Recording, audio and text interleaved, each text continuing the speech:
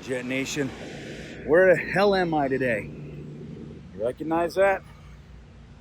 I am in the end zone of the Dallas Cowboys, and I am walking around feeling the energy of a successful organization. Even though they're not necessarily winning right now, the air is different in here, I'm telling you. It's different. Just the building itself exudes respect, winning.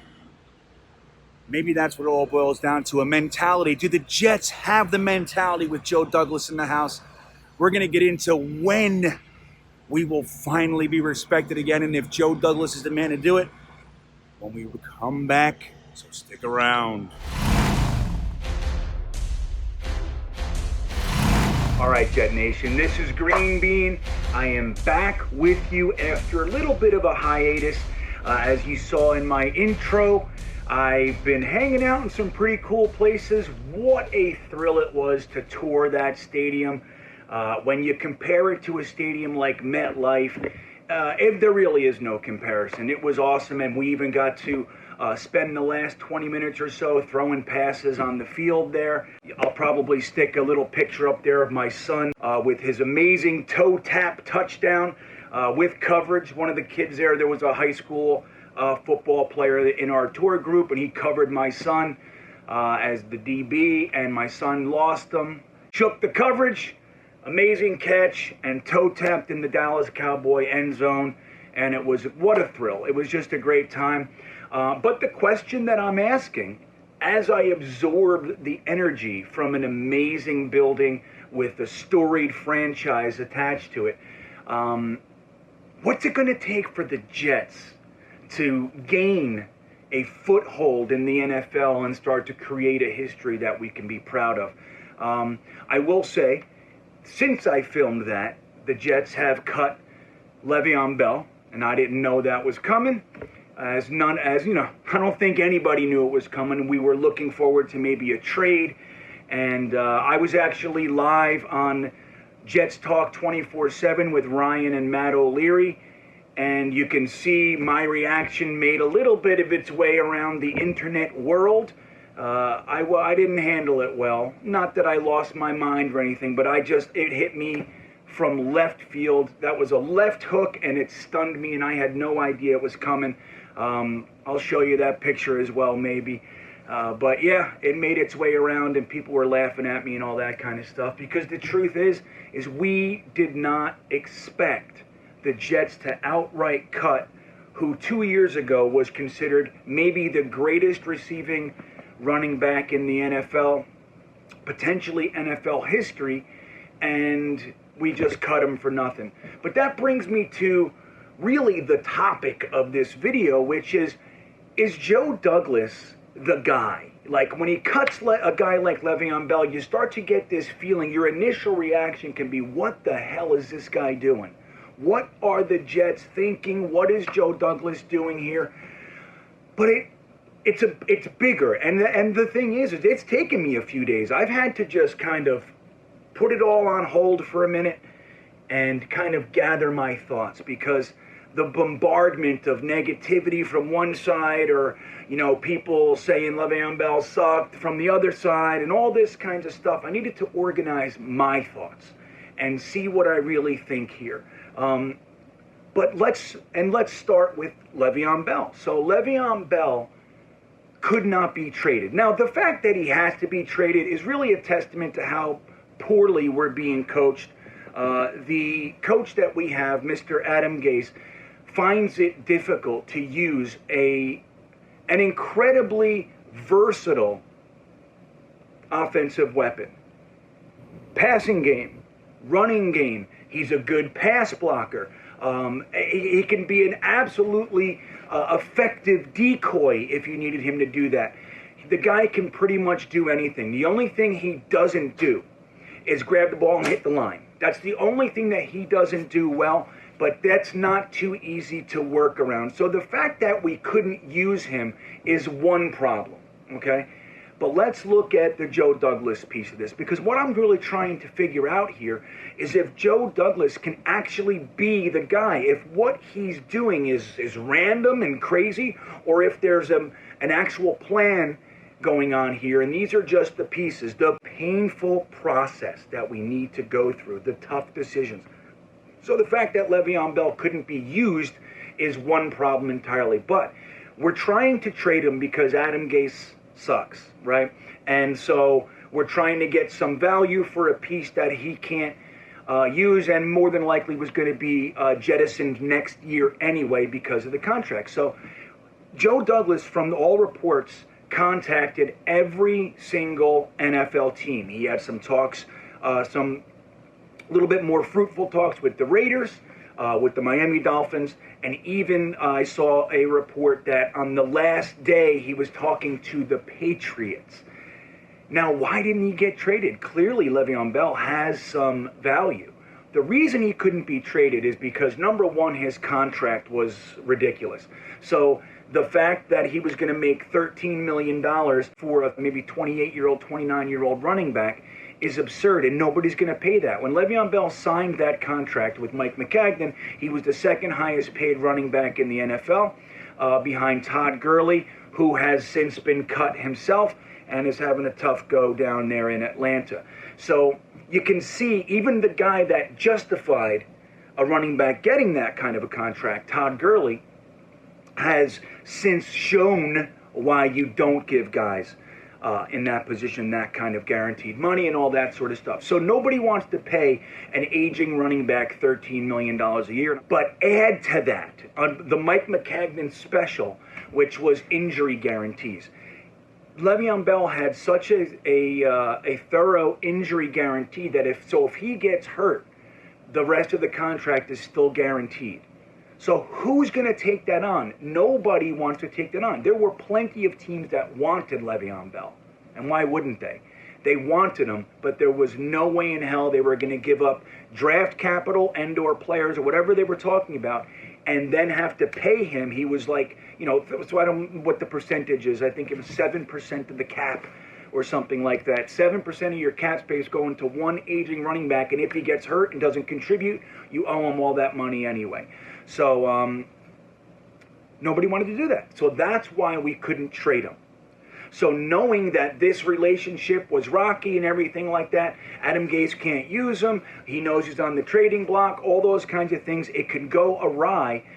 Joe Douglas did Le'Veon Bell a solid, in my opinion, and just said, hey, dude, we're going to let you go. Now, what that does for the Jets is it releases him from, having such a substantial cap hit next year and all that. So we get him off the books, which Joe Douglas is trying to do with all the old, the aging players and the crazy contracts. So that's one thing. So is it a good move? Is it a good move? It's a tough answer, guys, but I'll say this. It's not a good move, the fact that we have to lose a guy like Le'Veon Bell, okay? The fact that we can't use him in either the running or passing game is an albatross. It's a travesty, let's say. The contract is the albatross. So, so that's one thing. But looking at where we were with this crappy coach and everything, the whole situation, actually, it is a good move because of the larger plan. So that's Le'Veon Bell's contract. So I will say this, while I don't like it, I hate it, quite frankly, that we are here with that, this type of a player. The move itself is sound for the overall plan. So we're going to start with Le'Veon Bell like we just did, and we're going to move into what Joe Douglas inherited and his responses to all these things, and see, this is, we really need to know, like my initial question, is Joe Douglas the guy that's going to restore us to sanity even? Or just restore us to some respectable position in the NFL? So you look at the contracts that this guy inherited. We just deconstructed Le'Veon Bell because he was just cut and all that sort of stuff. It's the fresh one. But let's start with Quincy Enunwa. Quincy Enunwa was given a 3-year extension while he was injured. He was actually on IR. Maccagnan signs him to an extension while he's on IR and guarantees the contract with injury. So Joe Douglas came here and had to deal with that. The guy was on IR again. He basically caught one pass or something like that. So he was on IR again, and Joe Douglas has to make the decision, do I keep this guy? What do I do? So that's one tough decision that he was given by the previous GM and had to figure that one out. I think he did a good job with what he did, especially after the whole baloney situation with him missing his scheduled appointments with the Jets and no call, no show and all that kind of stuff. And that's the kind of organization that we were and why players do that. No players are going to do that to the Patriots, to the Steelers, to any of these respectable teams that quite frankly wouldn't take that. The Ravens, right? So nobody's going to take that stuff. But that's the kind of thing they would just go, whatever, with the Jets, because that's who we were. So Joe Douglas is unpacking and untying all those knots. Quincy Enunwa was another bad one, in addition to Le'Veon Bell, that Joe Douglas inherited. Let's look at the biggest one, C.J. Mosley. 5 years, $85 million contract with $51 million guaranteed. He's essentially played 3 quarters for the New York Jets, essentially, okay, in 2 separate games. 3 quarters. The guy's been paid almost $30 million for 3 quarters of football and then opted out. And that comment that I have to find the fire again. Of course he has no fire. Number one, he's not playing. Number two, look who he's playing for. It's a debacle, always with the New York Jets. Adam Gase is uninspiring, all that. But when you look at Joe Douglas's situation, he was given the largest linebacker contract in the history of the NFL for a guy who's not playing, okay? But even if he was playing, the contract was absurd.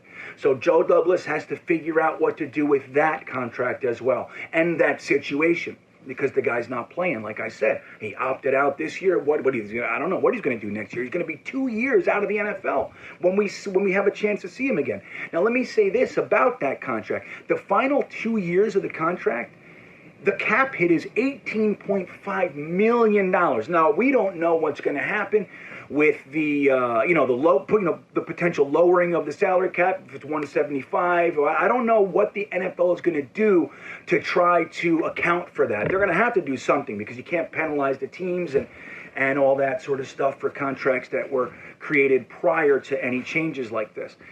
So I don't know. That all remains to be seen. But the way that it stands now, the final 2 years of his contract, and don't forget, because he opted out, the contract was pushed, so it's really a 6-year contract, $18.5 million. That's the cap hit. It's insane for a middle linebacker. I want to touch something on Quincy Enunwa too.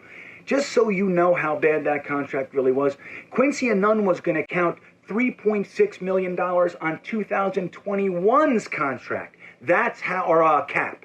That's how bad it really was. He was like, it was $11.8 million this year, the cap hit, and it's so bad, it's so consuming of a contract. It's going to count $3.8 million or $3.6 million next year. He's going to be gone for 2 years, and he's still going to be counting on the cap. So this is another one these are contracts that Joe Douglas had to inherit. You like my new spot here, guys? Look at this. I'm all over the place. This is my new rig, brand new.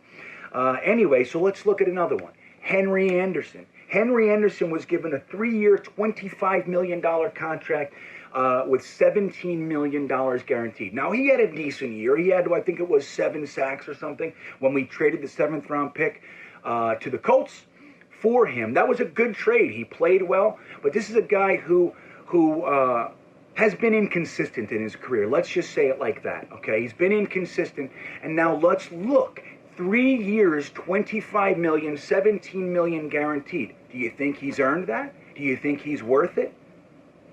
I sure as hell don't. So this is another one. We have a humdrum kind of average defensive tackle making 17. He's collecting $17 million guaranteed. This is another contract he inherited. So you look at all these things. Now let's talk about one more. Let's talk about one more, the big one. Now I know Mosley's the big one, but the big one as far as suctitude is concerned, Trumaine Johnson. Trumaine Johnson's contract was absurd. He was a subpar cornerback to begin with. Yes, he was okay. He was older. He came here and he never did a damn thing. I'm not sure if in that first game that he played for us in Detroit, remember he got the interception and was running and he got hit from like a blindside hit and it knocked him silly. I don't know if he made the decision right then. I'm not doing this anymore. I don't know. I think more than likely he just collected his money from the Jets and decided I'm not doing a damn thing. But you look at that. Joe Douglas had to deal with that as well. All the guarantees and all this stuff that's going on. So we had to navigate through all of this stuff. And this is what it boils down to. Don't forget, there's more. Leo Williams, all that. There's so much more to talk about. But those are the big ones up top. So is Joe Douglas doing what needs to be done? Do we like the direction? I know our emotions are up right now. I know we don't dig what's happening. But is he the guy? Is he doing things that we think are going to get us there? How many times have we heard this? Now look, I talk a lot on JetNation.com. I communicate with Jets fans constantly. One of the things that I've heard over the years is that the Jets can't even tank right. Like we can't do it. You know, like we get 6-10, we're 4-12, whatever it might be. We win the last 2 games of the year, so we all feel good, but really all it did was move us out of the potential of getting a blue chip player, whatever it might be. So you look at what Joe Douglas is doing. We're tanking. Okay, I know he said we weren't going to tank, and I actually believe that at the beginning of the year, he was saying, hey man, if you guys can put it together, let's do it. Let's ride this thing. Let's rock and roll. But it is clear that Adam Gase cannot inspire the team. They can't do it. Then you add the injuries. I don't know what the fuck is going on with this training staff, but our injuries are out of control, and they were last year as well before COVID. I know COVID, I get it. But the Jets were the most injured team in the league last year. They're right up there again this year. So that's another thing. I'll make a whole friggin' video about that thing. But what he has to do is he has to tank the right way. Now remember, I made a video a few months ago about the rumor that I heard. Okay? Now, again, I don't have the greatest sources. I'm not Schefter. Okay? But I do have people that tell me things. Okay? They're ugly people. Some of them are really bad people. But they tell me things. And so I listen and I tell you guys, whatever it is. The rumor was that Joe Douglas never wanted Jamal Adams, never wanted Sam Darnold, never wanted Adam Gase, and was absolutely putting things in place to get rid of all of them. Jamal Adams is gone. Gase, he better be gone. Let me tell you that. And what's the stories now? Sam Darnold. Okay? It is clear. When we got rid of Le'Veon Bell, it's clear that we're not supporting Sam anymore. That's over. Maybe when Mims and all that, I don't know. Mims and Perryman come back, whatever. But we've gotten rid of his security blanket. Chris Herndon sucks. So all this kinds of stuff, that was the guy. The best guy on our offense. He's gone. So the idea that we're trying to succeed with Sam is over. If Sam's going to succeed, that he's going to come he's got to rise like a phoenix. Okay, out of the ash. It looks to me like Joe Douglas has an actual plan to rebuild this franchise in his own image. Now, with that comes pain. There's going to be painful situations, but ask yourself, Jamal Adams, we all liked him, right? I like Jamal Adams. You see my videos. I didn't want to trade him. I wanted to keep him here. I like him. He's a good player. 2 firsts and a third. And McDougal, who's whatever he is. 2 firsts and a third for a guy who's played 3 games this year and, quite frankly, has given up 5 long bombs and 2 touchdowns at least were directly on Jamal Adams. He was responsible for those touchdowns. He's got like 3 sacks or whatever it is. Is that not worth it? Or was it worth it to pay this guy $16 million? Look at Leo Williams. He made $14 whatever million this year. And next year he's talking about wanting $20 million. He's a good player. He's good. Solid. Never injured. He's a solid player. He's $20 million solid? Hell no. So what are these guys? Robbie Anderson was a mistake in my opinion. You didn't want to pay him. So this is the thing with the first-time GM too. I think this road's going to be riddled with mistakes. But the plan, is the plan sound? If we tank for Trevor Lawrence, we're rebuilding the offensive line. We already have Denzel Mims in the house. I know he's been injured, but trust me when I tell you, this guy gets on the field, he's the real deal. I believe that. Joe Douglas is tanking the right way. And if we trade Crowder and Poole, like I'm seeing, if he can turn that Poole one-year contract into a third or fourth round pick, great. Unless you plan on re-signing him for the long term. I don't know if you want to re-sign him for the long term. But if you can get something for him, you do it. Now look, Joe Douglas has done some masterful things, guys. The Jamal Adams trade was probably the biggest trade in Jets history. He's traded with the Patriots twice. He traded a sixth-round pick for Demaryius Thomas and recouped that exact sixth-round pick and a sixth-round pick last year for the when the Patriots wanted to move up in the draft. That's just say, dude. He got his pick back. That was a free rental of Demaryius Thomas last year. That's what he did. He took one sixth-round pick and got Hairston and Quincy Wilson out of it. Now the players might not be all that good, but is it? Dude, we're talking about guys with NFL experience, which is what he needed on the squad. So, long story short is this. I know I'm 20 minutes into this damn video already. What I'm telling you guys, Joe Douglas is the guy. The only thing that can make me think otherwise at this point, I'm not ready to chop his head off. I'm not. Now, I was the other day. You saw the picture. I wasn't feeling good. I didn't understand. I couldn't get it. I didn't like it. But I calmed down and I thought and I looked at everything. I look what Joe Douglas is doing with his picks. I look what he's doing with players that overvalue themselves. I look at it all, and I look at the plan as I can see it. We can't tell everything. I know that. But like I said, the rumor I heard is starting to make some sense. I believe Joe Douglas is the guy. Because of what I've seen with his trades, I liked all of his draft picks. Not all of them, but I liked most of them.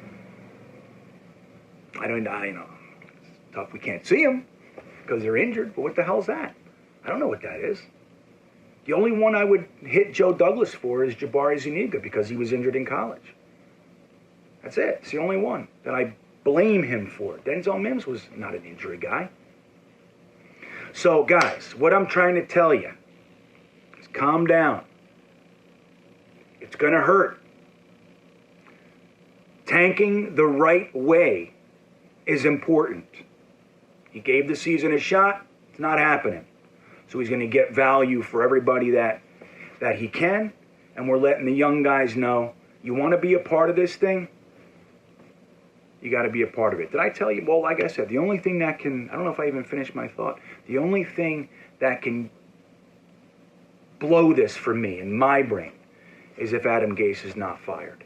If Adam Gase is a part of this rebuild, Joe Douglas needs to go. I don't believe that he is. I think Joe Douglas is a smart guy. Don't forget, he never told Jamal Adams that he was going to sign him in January. That was Chris Johnson. When Jamal Adams went around Joe Douglas, holy cow, went around, I forgot his name. When he went around him and complained during the trade deadline last year, Chris Johnson is he doesn't know what he's talking about. He said, yeah, don't worry, Jamal, you're a part of our long-term plan, blah, blah, blah, blah. Joe Douglas never said that.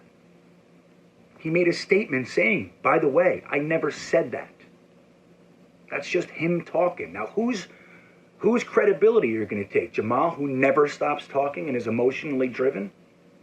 Or Joe Douglas, that you can't find a single negative comment about this guy from respected organizations like the Ravens, the Eagles, even the Bears. Not a single negative comment came out. There were no negatives. The only negative about this man was that he had never held this position before. And we're going to have to deal with some of that. Whose word you taking? Okay? So Joe Douglas, not only is he dealing with all those albatross contracts, not only is he dealing with a culture where guys just don't show up to appointments and think it's fine and then put it on social media that the Jets are wrong for holding him accountable, but he's got to deal with probably the worst socially inept coach in the history of at least the Jets, let's just say that, but probably in the NFL. But he also has to deal with ownership who doesn't know what they're doing and somehow, for some reason, feels the need to meddle and stay in the game. He's got to work that out. He's working all that out while getting incredible value for Leonard Williams, Jamal Adams. These are great trades, man, as far as value is concerned. So let's see what he does. Let's put the pitchforks down. I believe we're on the right path. Now, I'm sad about Sam Darnold. I am. I'm sad. I like him. Truth be told, I knew that it was probably not going to work when we were drafting yet another USC quarterback. I just wanted to believe otherwise. And I do believe the kid's good. If you trade, you get a late first, early second for him, you take it. If you get Trevor Lawrence and you start over, because Sam Darnold's going to be $25 million. That's what we're talking about. Leonard Williams wants $20 million. Jamal Adams wants $16 to $20 million. Sam Darnold's going to get minimum, $25 million. Dude, you can't build a team like that. He's not going to handcuff himself before he has his foundation in place. You got guys like Becton and Braden Mann. That's all we're seeing. LaMichael Pirine. Cameron Clark's going to be starting in a week or two. You'll see.